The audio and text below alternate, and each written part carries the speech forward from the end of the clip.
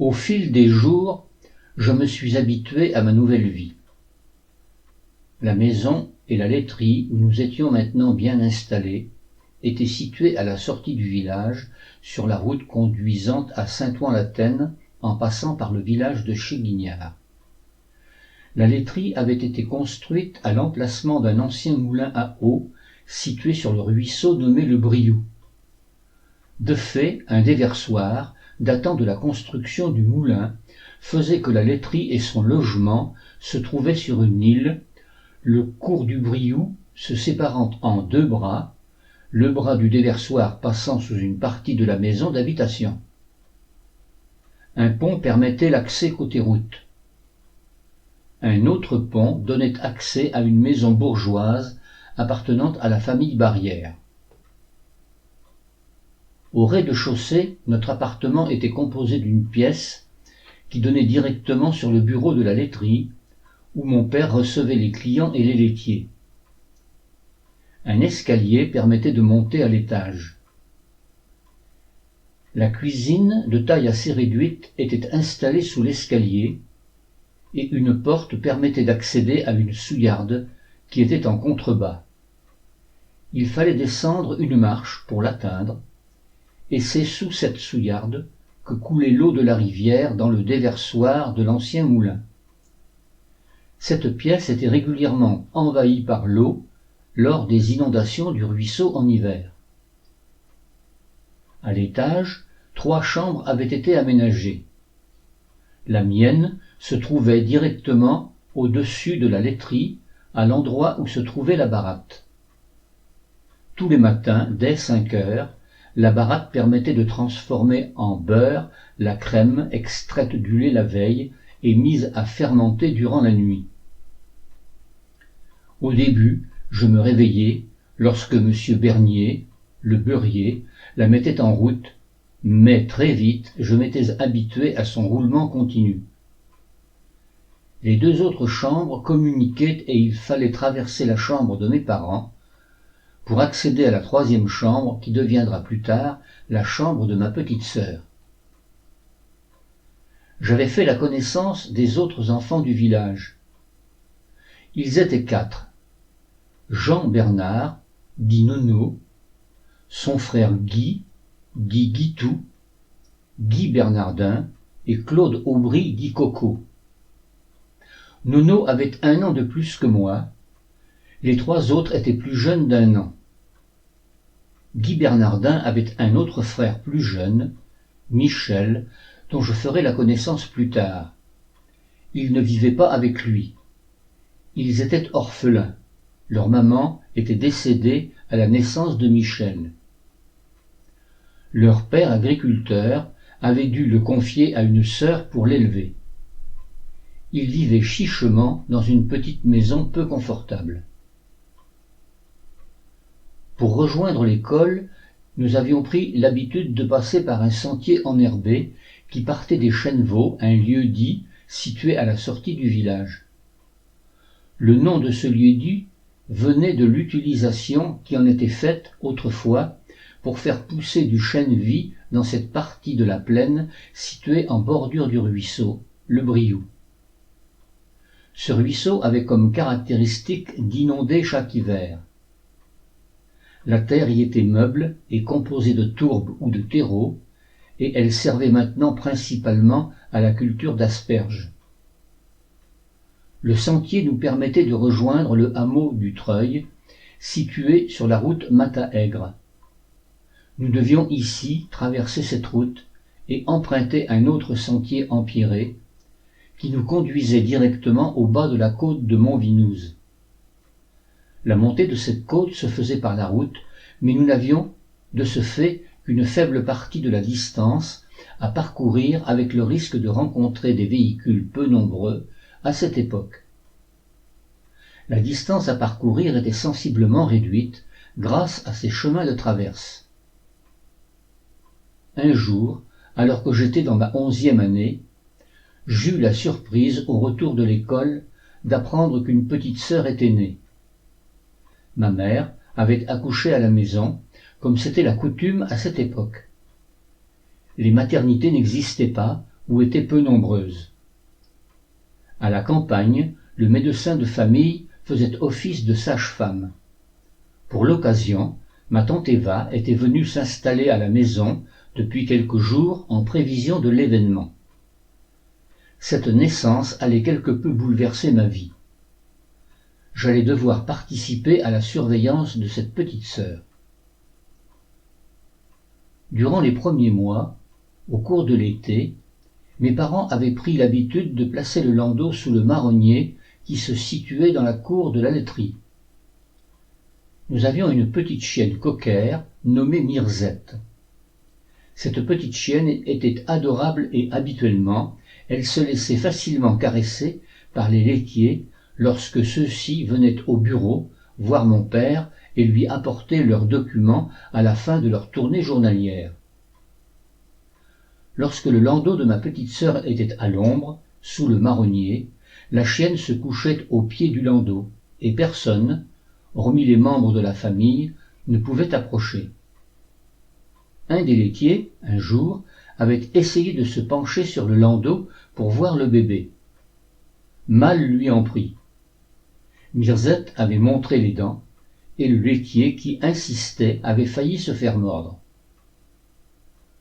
Au cours de ces années, la présence du ruisseau était une aubaine pour nous, les jeunes du village. Nous y trouvions la possibilité de nous distraire. La pêche était une de nos principales activités.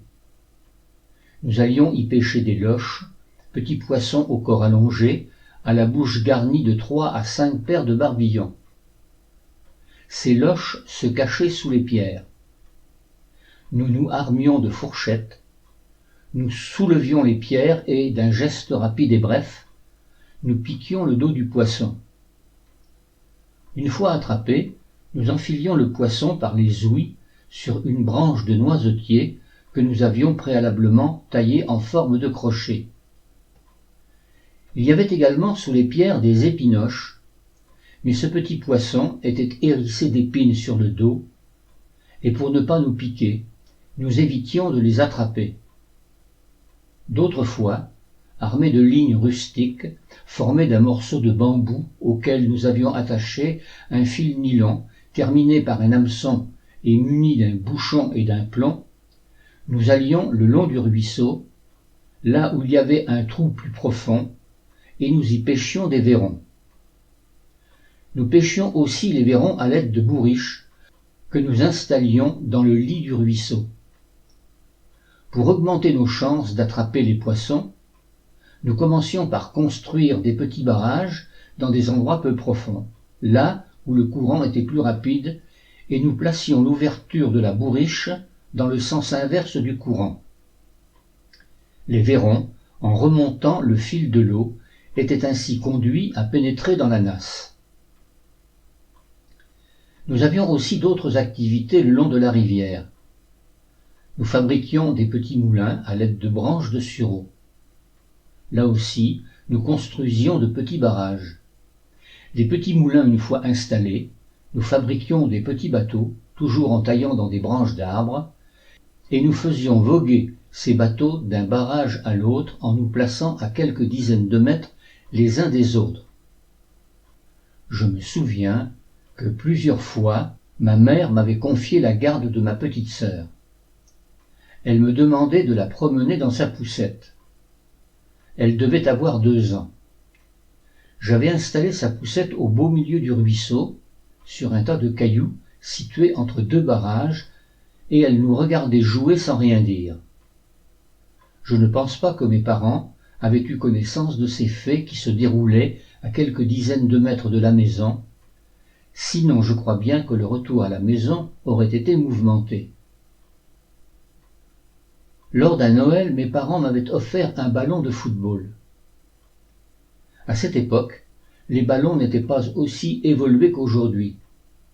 Ils étaient en cuir, d'où l'expression « taper dans le cuir », expression encore utilisée quelquefois aujourd'hui, bien que les ballons modernes soient conçus dans une toute autre matière.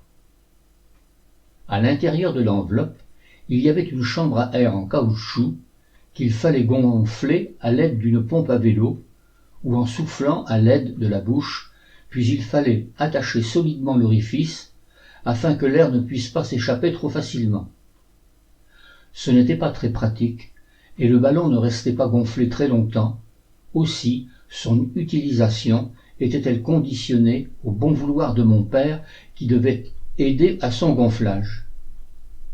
Ensuite, une fois bien attaché, il fallait glisser la languette sous le cuir de l'enveloppe et, comme pour une chaussure, serrer fortement les lacets qui permettaient d'obstruer la fente par où l'on avait introduit la baudruche remplie d'air.